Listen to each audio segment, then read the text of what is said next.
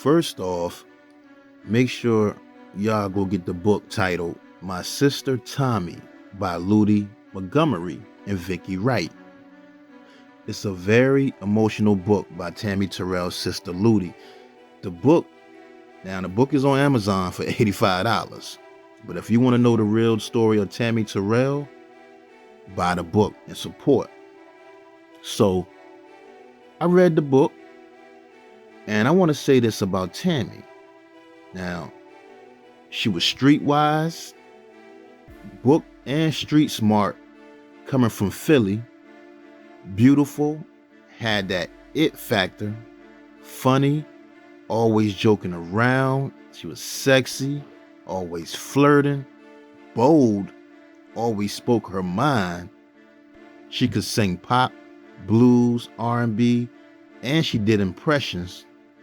She was one of a kind. Her style, the passion, no singer has a voice like hers today.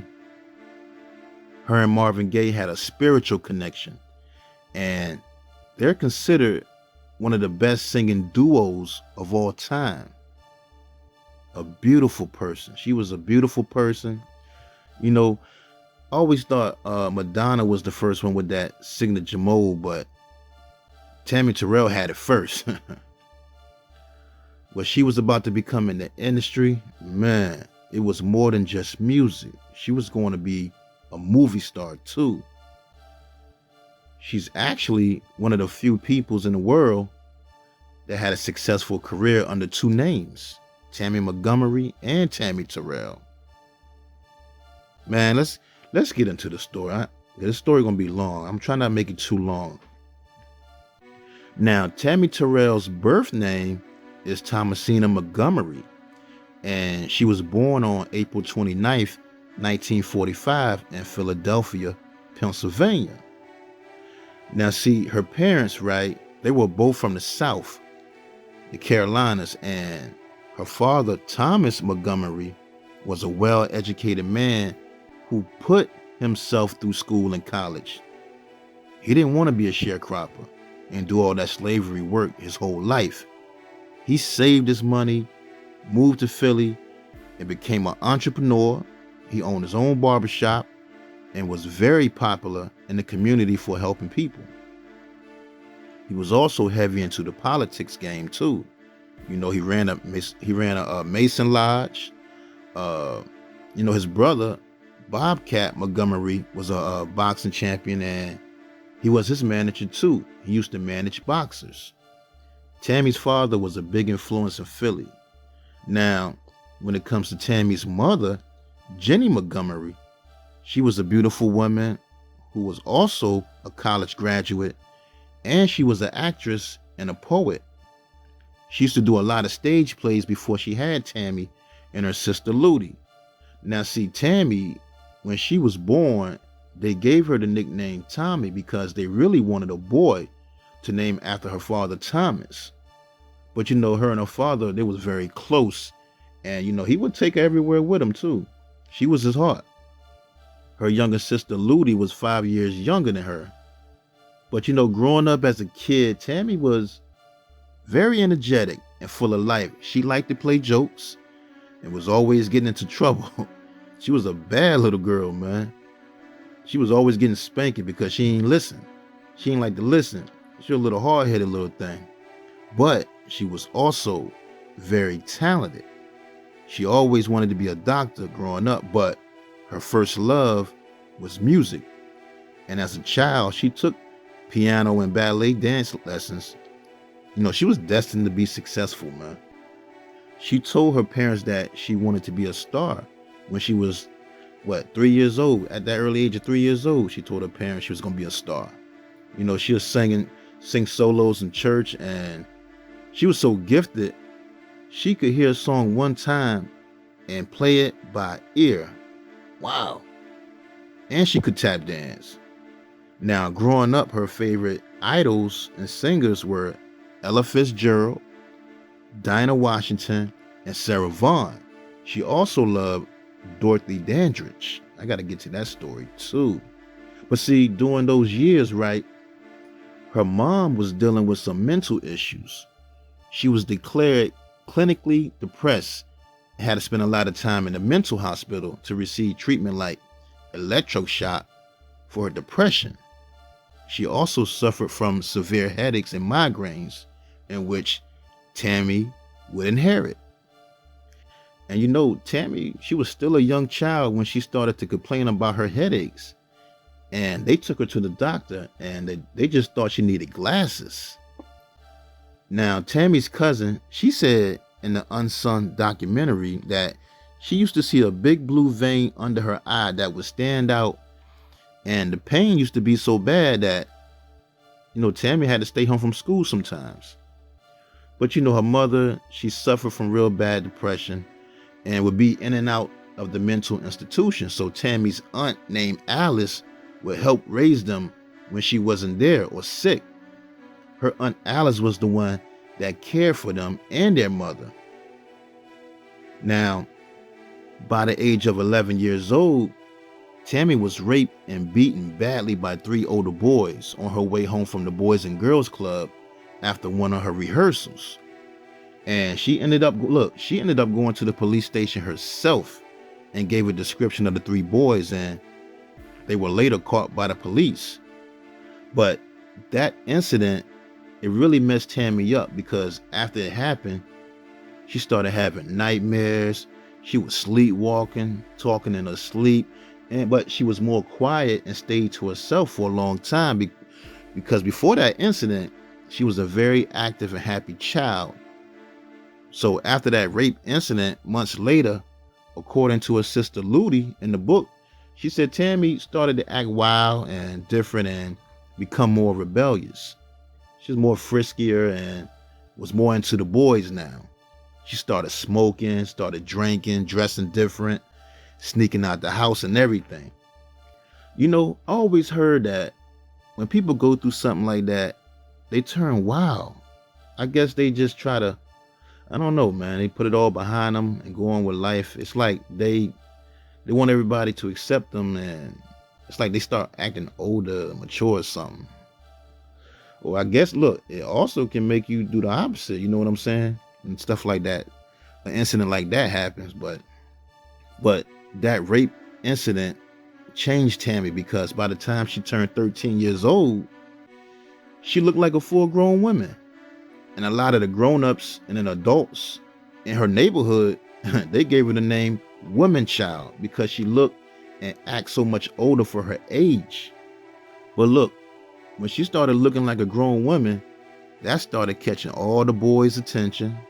And with her singing talent, everybody wanted to hang with her. She became real popular in town. Even when she cut her hair to the bob style, all the girls in the neighborhood copied her look. Now, she also was good friends with legendary entertainer dance/actress Lola Falana. They used to hang out, and they went to school together too in Philly. Tammy, they say Tammy hung with all the pretty girls in the neighborhood and in school. Now, according to her sister Ludi, she said also around that time, Tammy didn't like her nickname, which was Tommy. She ain't like that name no more. And she wanted everybody to call her Tammy. Because look, she loved the romantic movie called Tammy and the Bachelor starring Debbie Reynolds. That's where she got the name Tammy from. And she started focusing more on her music career around that time and started doing local talent shows and events to get recognized and generate a buzz for herself. Her name started a buzz because every competition she was in, she was always winning. She always won. And she ended up being discovered by a guy named Luther Dixon, who got her a deal with Skepta One Records. Now, see, Luther Dixon was a well-known famous songwriter and producer who did songs with Elvis Presley, the Beatles, the Jackson 5, B.B. King, Dusty Springfield, the Shirelles. He worked with a lot of people. But when Tammy got that deal, and she was only 14 years old, she started singing demos for the group the Shirelles at first, and then she started recording songs for her own album. And she released her debut single called If You See Bill. But still during that time, she was still in school and would record whenever she could and would go on the road and tour with the other groups on that label, Skepta. And look, on the road, while she was on that road, she was 14 years old. Another singer that was on her label named Tommy Hunt, they started messing around, even though he was 27 years old. Wow, that's crazy. She also started singing and doing shows with a group with Steve Gibson. And she did shows with Steve Gibson and the Five Red Caps, which was a much older R&B group who'd been together since the 1930s. But her mother, when she wasn't sick, when her mother wasn't sick, she would be very involved in Tammy's music career. She encouraged Tammy to be an entertainer and pursue her dreams. She was a free spirit woman. But, she was the one that introduced Steve Gibson to Tammy. She wanted Tammy to take her career to another level. Now, when it comes to her father, though, Tammy's father, he didn't really like her being in the entertainment business, but he knew that's what she wanted to do and it made her happy, but he really was against it. But see, when Tammy joined the group the Red Caps, it helped polish her stage performance. But then her mother thought she needed to be with a bigger star like James Brown at the time, who was the hottest artist at that time, right? And look, her mother went to James Brown concert, went backstage and met him and told him he needed to sign her daughter, Tammy. And it's crazy because at the time, James Brown was looking for a female singer. And, he met Tammy and he signed her to his company, Try Me Records, which was actually named after his #1 song, Try Me. Now, when she signed with James Brown promised her parents that he would take good care of her and look out for her. The only reason Tammy's father let her go with James Brown was because James had a woman that was kind of in charge of his whole operation, which he called the Review. And she and James Brown, they promised to take care of Tammy because she was still so young. And Tammy, when she was with James Brown on that label, she did release a single called I Cried, which was written by James Brown and Bobby Bird. And that song did hit number 99 on the Billboard Hot 100. And they say the chord progressions on that song was later used on the song This Is a Man's World. And you can tell too, you go back and listen to I Cried that Tammy did and listen to The Man's World, it's the same chord progressions. But you know the story. Her and James Brown started dating, even though she was only 17 years old at that time and still going to high school. And she didn't tell her parents though. She hid their relationship from her parents because she was 17 and James Brown was 30 years old. Wow. All those guys was doing that back then. I think Elvis Presley did it. Marvin Gaye did it too later on. But anyway, they say James Brown used to buy her all types of gifts and would shower her with all types of stuff. And look, her mother though, Tammy's mother, kind of knew something was going on when she visited Tammy one time in New York. They went to see Tammy and they saw James Brown knocked out, sleeping in her bed at her hotel room. But the mother didn't say anything about it though. They didn't say anything. Come to find out though, James Brown was abusing her. He used to beat her up pretty bad. That's why she left the label. And he did it multiple times. Some people who were on the road with them said, James Brown beat her bloody. Wow. Legendary R&B singer Gene Chandler, y'all know his song Duke of Earl, but he was on tour with them at that time, and he said he saw with his own eyes James Brown beat her up badly, and Tammy came to him for help. And Gene Chandler, he didn't want to get involved, but he said the only thing I can do, he called her parents to come get her. He also said that look, Tammy was trying to get away from James from a while, man, for a long time, but she didn't know how to do it. She was trying to get out of his contract, But after leaving James Brown and that whole movement he had going on, she was only there for like 8 months or something. She went back doing shows with the Five Red Caps. She was also good friends with Patti and the Bluebells around that time. Her and Patti LaBelle became real good friends around that time. They used to hang out and everything. Now, after that, she ended up with another record deal. She signed with Checker Chess Records. And she released a single titled If I Would Marry You, which was a duet with Jimmy Radcliffe. You know, Jimmy Radcliffe, man, that story. Great musician, very talented. He died young too. He was only 36 years old when he died. He had like bad kidneys or something. But, you know, Tammy, she did the song with Jimmy Radcliffe. And the song really didn't make any noise on the charts. So that's when she decided to give music a little break. And she enrolled in the University of Pennsylvania to take classes on pre-med. She had gotten a full scholarship grant because of her grades in high school. And, you know, her going back to school really made her father happy because he really didn't want her in the music industry anyway, especially after that James Brown incident. Now, 2 years into college, she ended up one day getting a call from legendary singer Jerry Butler, the Iceman, Jerry Butler. And, you know, he had asked her to do some dates with him at some nightclubs.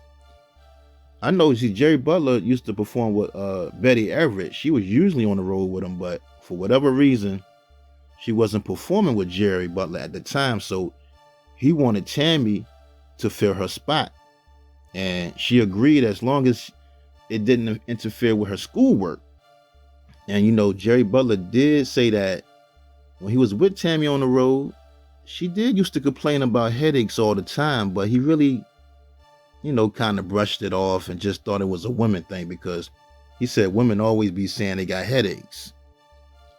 Now with Jerry Butler performing, they went to Detroit at the 20 Grand Club, and Motown boss man Berry Gordy was there. And when he heard Tammy, he heard her voice, he fell in love. He wanted to sign her right there on the spot. Because see, when she was on the road with Jerry Butler, that's when a lot of big time labels started to take notice of Tammy. It was her stage presence that everybody loved. How she could control the room. She had the natural ability to do that. She learned all that when she was with Steve Gibson and the Five Red Caps, that older R&B group. And she ended up signing with Motown.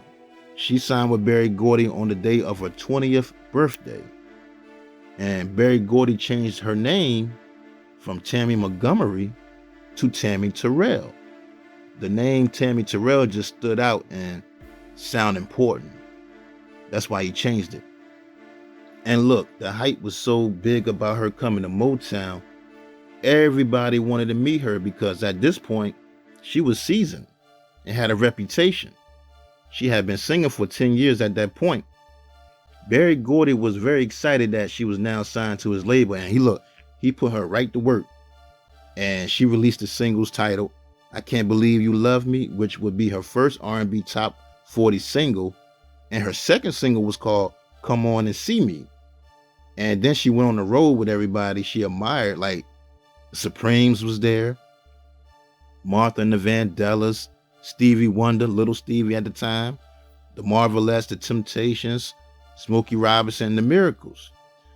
You know, her family, they love Stevie Wonder. Her family loves some Stevie Wonder. Tammy used to bring him to her house whenever they did a show in Philly. And her mother, matter of fact, Tammy's family wanted Tammy's sister Ludi and Stevie to be a couple when they got older. But everybody loved Tammy, man. She became friends with Ike and Tina Turner around that time. Her and Aretha was good friends. She was so popular at Motown that some of the artists say when they used to perform at the clubs with her, that she would cause a commotion. And men would just be hounding her and bring her gifts and everything. She needed bodyguards with her because she was so cute and beautiful, sexy, body looking right. She just looked so good. Men was all over her. And look, she could get any man she wanted, but it was on the road were all those other acts that her and David Ruffin started to get. They started getting close and became an item. When Berry Gordy decided to put her on the road as the opening act for the Temptations, that's how her and David Ruffin became close and started messing around with each other, which later on led to him asking her to marry him. They was living together and everything. Tammy was crazy in love with David Ruffin because at the time, David Ruffin was the man. He was the man. The song My Girl Ain't Too Proud to Bet, he was the man. Wish It Would Rain. Women loved some David Ruffin at that time. He had them throwing panties and bras on the stage too. She was attracted to that. Tammy was attracted to that. I think it was a challenge for her to get the man that all the women wanted. She liked them bad boys. But Tammy, she had her hands full with David. He was a wild boy. She said when her and David moved in together, women would stop by their house and disrespect her. They try to fight her and everything. She said she had to beat up a couple women. She from Philly. She ain't play that, man. And she knew all about the women he had, but she was deeply in love with David because he bought her that engagement ring. But when she started showing everybody that ring and then made an announcement on stage that they was getting married, they say David Ruffin lost it one night, man. Lost it. And when they went back to the hotel room, they got into a big argument and he hit her in the face with his motorcycle helmet. And that was the last straw. And Tammy had to let him go after that. She had to let him go. They said she found out that same night that he had a wife and kids already. And he had another woman pregnant also who was his girlfriend. So Tammy let it go, man. But the good news was around that time, 1967, Berry Gordy teamed her up with Marvin Gaye for a duet album. And Berry's plan was to just get her some exposure and get her ready for her solo album. Because see, at that time, Marvin was doing a bunch of duet albums with the females on Motown Records because Berry Gordy was saying that since he was a solo artist, he didn't have enough fan base to travel overseas like the groups, like the Temptations, the Contours, the Four Tops. They had a big overseas fan base. So Marvin was kind of angry about not traveling with the groups. That's why he started doing duets. And he did an album with Mary Wells. He did one with Kim Weston. And him and Kim Weston had a big hit called It Takes Two, which hit #1. But with the Tammy and Marvin collaboration, they got Nick Ashford and Valerie Simpson, better known as Ashford and Simpson, to help with some of the songwriting. And Harvey Fuqua and Johnny Bristol were the producers. Tammy already knew them too. She knew them from back in the day. People who was in that recording studio with Marvin and Tammy for those sessions say it was like they were made for each other. It's like they were really in love when they were singing. The chemistry was unbelievable. It was like magic. They were laying down their vocals on one take. Wow, that's crazy. Now that's gifted talent right there. They say Tammy would just be all over Marvin in his arms. And she was flirty like that though. And Marvin did say that she was his favorite person to work with because she was so talented. He didn't know she was that talented. And they never messed around. They never messed around. Despite all the rumors, they never messed around. They were in love with each other musically. More like a brother and sister thing. Because, like I said earlier, Tammy liked them bad boys. She said Marvin wasn't her type. She never thought about him in that way. Plus, at that time, Marvin Gaye was married to Berry Gordy's sister, Anna Gordy. They was going through problems. And, Tammy was going through it with David Ruffin before they called it quits, too. And on April 20th, 1967, Tammy and Marvin, as a duo, released their first single titled Ain't No Mountain High Enough. which hit number 19 on the Billboard pop charts and hit number 3 on the R&B charts. Ashford and Simpson said, they wrote that song. They said Dusty Springfield, she wanted that song. And they almost gave it to her, but they felt that if they let Berry Gordy hear it first, he would hire them as songwriters for Motown Records, and they was right. The song was a big hit. Diana Ross also did the remake in 1970 for her solo album after she left the Supremes, and it went number 1 when she did it on the pop charts and the R&B singles charts, and was nominated for a Grammy Award for Best Female Pop Vocal Performance. But after that, months later, they released the album titled United with songs like Your Precious Love, which hit number 5 on the Billboard Pop Singles chart and number 2 on Billboard's R&B Singles chart. That was written by Ashford and Simpson too. And that was their favorite song Marvin and Tammy did, they said. I agree. That's one of my favorite songs too. That's one of my favorites too they did. The song If This World Were Mine was also written by Ashford and Simpson.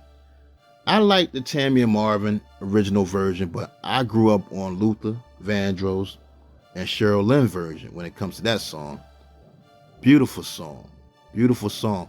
Another song that was big on that album they put out was If I Could Build My Whole World Around You. That was big on the charts too.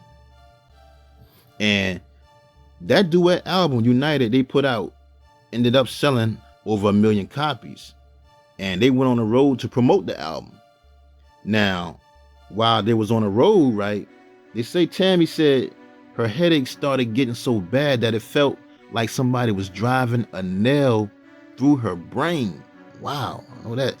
Man, she said she was taking so much aspirin that aspirin is what got her through all of the pain. And she didn't tell nobody because she didn't want things to stop because of her. Because it was hot at the time. Her and Marvin, they was working non-stop and traveling a lot. And they wasn't resting like that, not getting enough sleep. It was making her headaches worse. But then things took a turn for the worse on October 14th, 1967, when they was doing a show in Farmville, Virginia at the Hampden-Sydney College homecoming, right? And Tammy ended up collapsing on stage right into Marvin's arms. She blacked out. I guess the pain was just too much from the headaches and the migraines, and she just passed out while they was doing the song Your Precious Love. She fell right into his arms. Wow.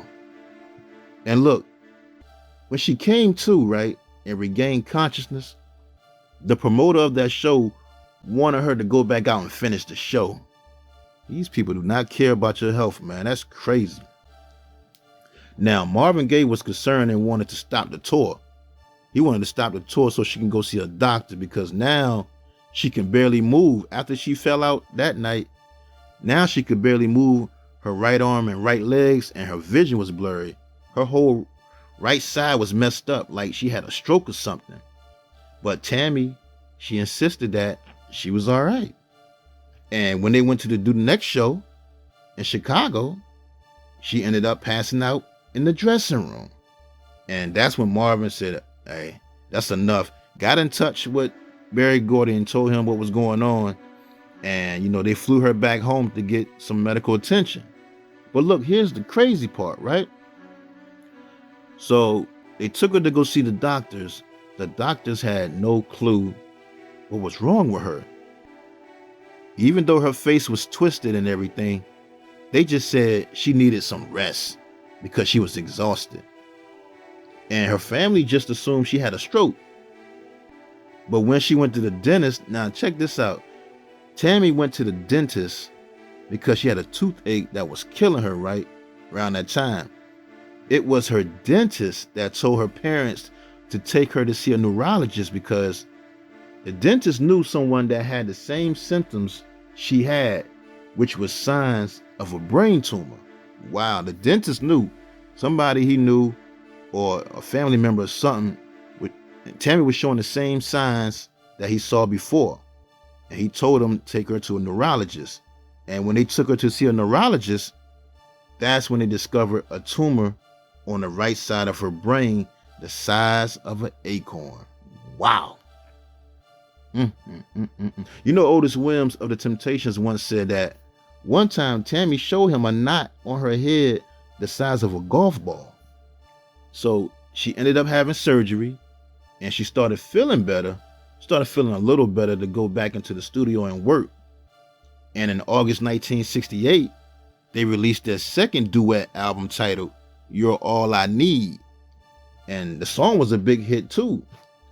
But another song I love from that album was Ain't Nothing Like the Real Thing, which ended up going #1 on the Hot Soul Singles chart. Ashford and Simpson wrote those songs too. But a lot of those songs for that album, though, they were recorded when they was doing their first album before she got sick. But that tumor she had in her brain just kept growing back, man, and she had to have more surgeries. And in 1969, Berry Gordy, he released her only solo album titled Irresistible. Tammy had an album she was working on, so Berry decided to put it out. And there was a bunch of songs she had recorded when she first got to the label, though. And it really didn't chart like that because she couldn't promote it. She was sick. And that same year, in September, they released their final album. Her and Marvin released their final album called Easy. And for that album, though, Valerie Simpson would help out a lot with the vocals when Tammy wasn't available or too sick. But Valerie did say Tammy did lay most of her own vocals down, though. She laid her vocals down. And, you know, Tammy also made her final public appearance at the Apollo Theater that year. She went to see Marvin, and, you know, Marvin was so happy to see her out in the crowd. He went out there, and they started singing You're All I Need to Get By together. That's beautiful, man. And, you know, the crowd went crazy, gave them a standing ovation. And that night she was there, Tammy was there with her fiance, Dr. Ernest Garrett, at that show. You know, he was a doctor who worked at the hospital where she was getting treatment. That's how they met and they got engaged, you know. But, you know, her health, though, man, Tammy's health just went down after that, man. And she just ended up losing her eyesight, her hair, lost a lot of weight. She was like, well, she weighed about 93 pounds. And she had to be in a wheelchair. And she went in to do her 8th brain surgery. And when she did that, she fell into a coma. And on March 16th, 1970, Tammi Terrell, man, she died, man, from that brain tumor. And you know what, man, reading this book, though, I was kind of glad God took his angel because she was dealing with a lot of pain, man.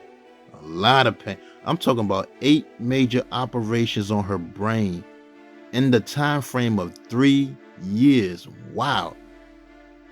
Tough, man. She was tough. She's from the streets of Philly. She was fighting to live. She did not want to die. She didn't want to die, man. You know, the doctors knew that there was nothing they could do to save her, but they didn't want to tell her that, though. They never told her that, though. And, you know, Tammy really never complained about the pain she was dealing with until close to the end of her death. You know, during her last months, the pain was just unbearable then. They just didn't have the technology then, man. And, you know, everybody took her death very hard. They say David Ruffin and James Brown took it very hard. But Marvin Gaye, he was done. He was lost. He was just crying so much at the funeral when he spoke about her, man. And you know the story. You know the story of him after she passed. He dealt with a lot of depression and drug abuse. And he put out that classic album, though. He did put out that classic album, What's Going On, afterwards. But her death really messed Marvin up. You know, Marvin Gaye and Tammy's family was upset with Berry Gordy, too, and the whole Motown company for a lot of reasons. A lot of reasons. I mean, Berry Gordy did cover all of her medical expenses when she was in the hospital, but it's a lot to it, man, you know. So make sure y'all get the book. Get the book, and you can find out a lot why they was really mad at Berry Gordy. You know, her sister Ludi though took it hard, the worst. She was only 19 years old when she passed, and you read the book, man, it can make you emotional. They had to sedate her at the funeral. They had to take her out of church. She couldn't take it. Everybody was just heartbroken, man. You know what the sad part is, right? Check this. The sad part is this. When her sister Ludi went to the hospital after Tammy passed. She went to the hospital to get all Tammy's personal things she had. Somebody stole all her stuff. Took Tammy's ID, driver's license, her ring that David Ruffin gave her. They even took the rings that she had on her fingers. Took her personal photos and everything. Cruel people out here, man. Now, I did hear that a biopic was in the works, and actress Kat Graham, who y'all probably know from the TV show called Vampire Diaries, was supposed to play Tammy. But I always thought Taraji P. Henson looked like her the most. What y'all think? I think she would be perfect to play Tammy. But I also heard a while back that actress Tamala Jones was supposed to be making a movie about her life too. And she had the full support of Tammy's family and her estate. But I haven't heard any more talk about that movie. I thought it was a Marvin Gaye movie was supposed to be coming too. I wonder what happened with that. I wonder what happened with the Teddy P joint. Tyrese is supposed to play it. But anyway. Yeah, man. You know. Tammy, man. 24 years old. Wow. 24 years old. Rest in peace. Tammi Terrell.